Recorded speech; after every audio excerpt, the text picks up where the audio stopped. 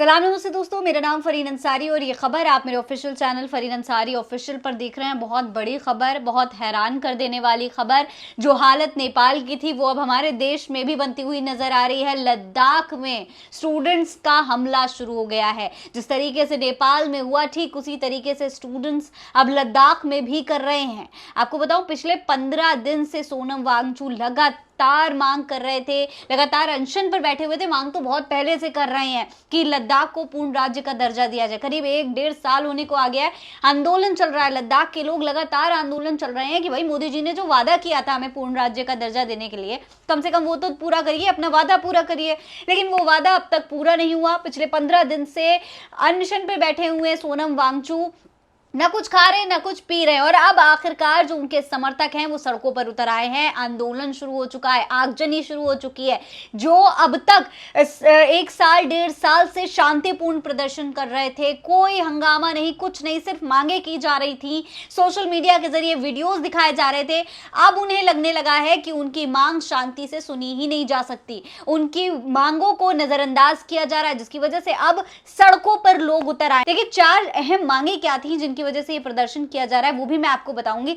लेकिन सबसे पहले आप देखिए कि किस तरीके का हंगामा हो रहा है, किस तरीके से ये जो लोग हैं ये हंगामा कर रहे हैं। देखिए, ये आप इस वीडियो में देख सकते हैं कि तमाम स्टूडेंट्स हैं, उनका हंगामा शुरू हो चुका है, पत्थरबाजी हो रही है, आगजनी हो रही है। ये जो स्टूडेंट्स हैं ये सोनम वांगचू के समर्थक बताए जा रहे हैं, जो कि सड़कों पर उतरे हैं और इस तरीके से आंदोलन कर रहे हैं। देखिए, इनकी 4 अहम मांगे हैं।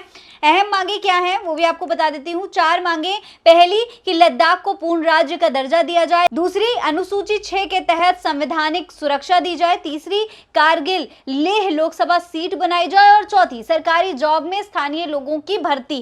देखिए दोस्तों, सबसे बड़ी बात ये कि ये जो मांगे करी जा रही है ये कोई अलग अनोखी मांगे नहीं है। ये बहुत समय पहले प्रधानमंत्री नरेंद्र मोदी खुद वादा कर चुके हैं। जब चुनाव हो रहे थे उस दौरान मोदी जी ने खुद वादा किया था, और उसके बाद जब ये वादा पूरा नहीं हुआ तो प्रधानमंत्री नरेंद्र मोदी के ही एक बहुत ही अच्छे समर्थक, जो मोदी जी की तारीफों को पुल बांधा करते थे, सोनम वांगचू, जो कभी प्रधानमंत्री नरेंद्र मोदी के गुणगान गाया करते, वो खुद ये प्रदर्शन करने के लिए सड़कों पर उतरे। उन्होंने खुद आंदोलन शुरू किया। देखिए, सोनम वांगचू इस पूरे मामले पर क्या कह रहे हैं, उस पर भी गौर करिए। सीमा पर कोई विवाद हो जो कि अफवाह है ये कहना चाहती हो प्रशासन, तो वो अपने खर्चे से हम लोगों को, बल्कि जर्नलिस्ट को भी गाड़ियों से ले जाते और कहते कि दिखाइए दुनिया को, यहाँ पर कोई भी कंफ्यूजन नहीं है, ये आजाद है, जमीन वही है, 1 इंच भी नहीं गया है। आप देख सकते हैं, फोटो लीजिए, वीडियो लीजिए।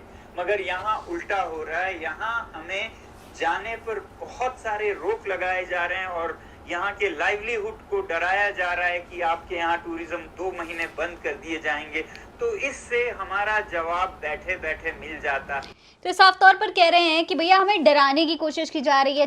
चाइना जो है वो लगातार बॉर्डर पर, हमारे गांव में, हमारी जमीन पर कब्जा कर रहा है। लेकिन सरकार बार बार यही कहती है कि भैया यहाँ पर कुछ है ही नहीं, सब कुछ ठीक है, सब कुछ चंगा सी। लेकिन अगर ऐसा है तो हमें दिखाना चाहिए आपको, वो भी सरकार करने को तैयार नहीं है। ये बात सोनम वांगचू ने कही है। इसके अलावा वो लगातार ये भी कह रहे हैं कि भाई हमारी जमीन पर चाइना कब्जा कर रही है। अगर हम ये बात कहते हैं तो हमें कभी देशद्रोही कहा जाता है, तो कभी धमकियां दी जाती हैं। सुनिए। दूसरी तरफ उत्तर से चीन अपना अतिक्रमण बढ़ाए जा रहा है दशकों से, और हाल के सालों में तो हद से ज्यादा, और ये भी छुपाया जा रहा है।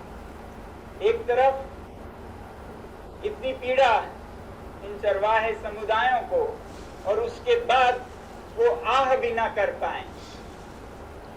अगर वो आह करें, अगर कोई कहे कि यहाँ पर जमीनें गई हैं हमारे जमीनों को बचा नहीं पाए हैं, तो उनको कभी देशद्रोही, कभी उनको धमकियां दी जाती हैं। तो इस तरीके के खुलासे जो है सोनम वांगचू अब करने लगे हैं कि भैया देखिए ये स्थिति है, हम अपनी बात कहते हैं तो हमें देशद्रोही कहा जाता है। यही स्थिति दोस्तों आपने तमाम लोगों के साथ देखी होगी। किसान आंदोलन करते हैं तो उन्हें खलिस्तानी कहा जाता है, स्टूडेंट्स करते हैं तो कहा जाता है कि भैया इनको कुछ आता ही नहीं है, ये तो नादान है, ये तो कांग्रेसी है। इस तरीके की तमाम बातें कही जाती है जब भी कोई अपनी मांगे लेकर के सड़कों पर उतरता है।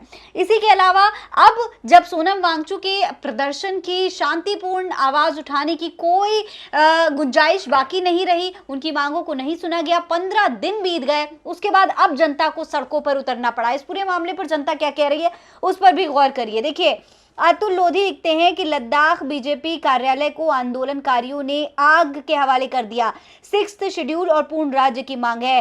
सोचिए, भारतीय जनता पार्टी को लेकर ये नाराजगी है जो कि वहां पर लद्दाख के लोगों में, स्टूडेंट्स में साफ नजर आ रही है। आप देख सकते हैं, डॉक्टर मुकेश कुमार लिखते हैं कि लद्दाख में आंदोलनकारियों ने बीजेपी का दफ्तर फूंक दिया। ये पिछले कई दिनों से प्रदर्शन कर रहे थे मगर अमित शाह ने परवाह नहीं की। लद्दाख में उनका कोई राजनीतिक स्वार्थ दांव पर नहीं है, जैसे मणिपुर में नहीं था, इसीलिए उसे जलने दिया। ये घटना बताती है कि सीमांत प्रांत में बीजेपी के खिलाफ कितना गुस्सा है। ये इस बात का भी सबूत है कि मोदी सरकार सीमाई राज्यों के प्रति कितनी अगंभीर और संवेदनहीन है। तो साफ तौर पर जिस तरीके से नेपाल में आंदोलन हुआ दोस्तों, कहीं ना कहीं वही गुस्सा अब लद्दाख के स्टूडेंट्स में भी नजर आ रहा है। अब यह आंदोलन किस हद तक जाएगा? क्या शांतिपूर्ण प्रदर्शन से तो सरकार ने बातें सुनी, अब जब जो ये हिंसक प्रदर्शन हो रहा है वो क्या करेगा? वो करने के बाद सरकार इनकी मांगों को सुनेगी या फिर अभी भी नजरअंदाज कर दिया जाएगा और राज्य को जलने के लिए छोड़ दिया जाएगा? ये सवाल पूरे सोशल मीडिया की जनता उठा रही है, सोनम वांगचुक भी उठा रहे हैं। इस पर आपकी क्या राय है? कमेंट बॉक्स में लिखकर हमें जरूर बताएं।